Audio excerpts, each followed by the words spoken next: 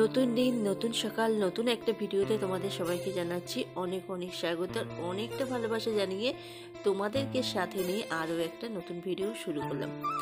ভিডিওটাকে স্কিপ করবে না, পুরোটা দেখার অনুরোধ করলাম। আর ভালো লাগলে অবশ্যই একটা লাইক করো, কমেন্ট করো, আর যদি একটু খুব ভালো লাগে একটু শেয়ার করে দিয়ে আমার পাশে থেকো। আমার ছোট্ট পরিবারের একটু পাশে থাকো, যাতে একটু আগে যেতে পারি। তোমাদের সাপোর্ট আর ভালোবাসা ছাড়া এগোতে পারবো না। প্লিজ একটু আমাকে সাপোর্ট করো, ভালোবাসা দাও। আমি অনেক দিন ভিডিও দিতে পারিনি, ভিডিও দেওয়া বিনে আমার চ্যানেলটা বসে যাচ্ছে। আমি বুঝতে পারছি কন্টিনিউ ইউটিউবে কাজ না করলে সেই চ্যানেলে কখনো ভালো হয় না, আর সেই চ্যানেল কখনো গ্রো করে না। আমি বুঝতে পারছি, কিন্তু আমি প্রতি কন্টিনিউ ভিডিও দিতে পারছি না বলে আমার আস্তে আস্তে চ্যানেলটা নষ্ট হয়ে যাচ্ছে। কিন্তু কি করব, এইভাবেই দিচ্ছি। প্লিজ তোমরা একটু সাপোর্ট করো, ভালোবাসা দাও, যাতে আমি একটু এগিয়ে যেতে পারি। তোমাদের সাপোর্ট ভালোবাসা পেলে মনে একটা আনন্দ, একটু জোর পেলে তাহলে আমি এগিয়ে যেতে পারবো একটু।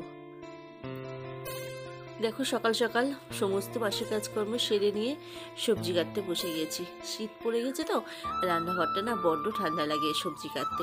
ওই জন্যে পৈতের সামনেটায় বসে একটু সবজি কাটি। রোদ্দুর আসে বেশ, ওখানটা বেশ গাটা গরম হয়ে যায়। বেশি রোদ্দুরে আবার আমি থাকতে পারি না, আমার গা চিরবির করে। ওই জন্যে একটু পাটার কাছে রোদটা পেলো, সেই রোদে বসে বসে সবজিটা কেটে নিলাম। বেগুন, কুমড়ো, আলু দিয়ে এই যে পালং শাকের তরকারি করব। কালকে পালং শাকটা হাট থেকে এনেছে, কালকে রাত্রিরে পালং শাকটা কেটে রেখে দিয়েছিলাম। তা রাত্রি সকালবেলা অসুবিধা হয় বলে তাড়াহুড়োতে রাত্রিরে শাকটাকে কেটে গুছিয়ে রেখেছিলাম। আর সকালবেলায় সবজিগুলো কেটে ভালো করে ধুয়ে তরকারিটা বসিয়ে দিয়েছি। আর এদিকে মাছটাকে ধুয়ে দিলাম। আর এদিকে তরকারিটাও আমার হয়ে গেছে। দেখো, একটু মিষ্টি আর লবণটা দেখে তরকারিটাকে নামিয়ে ফেললাম। হালকা করে একটু মিষ্টি দিই, মিষ্টি না দিলে তো শাকের তরকারি খেতে ভালো লাগবে না। ওই জন্যে মাছে লবণ হলুদ মাখিয়ে সোজা চলে এলাম ছাদে। অনেকটা জামা কাপড় ভিজিয়ে রেখে গেছিলাম আগে, সবজি কাটার আগেই জামা কাপড়টা ভিজিয়ে তারপরে গেছিলাম। ওই যে বললাম ঠান্ডা পড়ে গেছে। আর আমার কথাটা হয়তো একটু অন্যরকম শোনাচ্ছে, কারণ আমার প্রচণ্ড পরিমাণে ঠান্ডা লেগেছে। এত ঠান্ডা লেগেছে না, ওই জন্যে কলতলাটা আর ওই ছাউনি তো, কলতলাটার ভেতরটা একটু রোদ্দুর পড়ে না। আর গরমকালে কিন্তু খুব ভালো, গরমকালে রোদ্দুর পড়বে না, জলটা অতটা গরম হবে না। গরমকালে ভালো, কাজ করতে গেলে রোদ্দুরে পুড়ে বাসন মাজতে হবে না, বা জামা কাপড় কাচার সময় রোদ্দুরে গা পুড়বে না। গরমকালে ভালো, কিন্তু শীতকালে একদম ওই ভিতরটা না পুরো কালা বরফ একদম, ওই ভিতরে পুরো কাজ করা যায় না। ওই জন্য জামা কাপড়গুলো সব ছাদে নিয়ে চলে এলাম।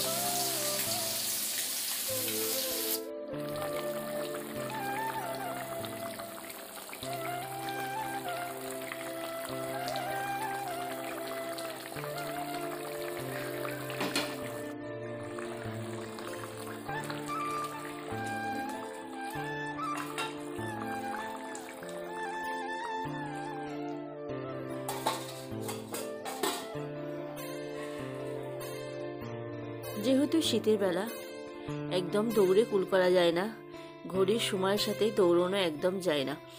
অনেক কাজকর্ম করলাম, এত কাচাকুচি করলাম, তারপর তো কুটা বাচা ধোয়া সব আছে তার সাথে।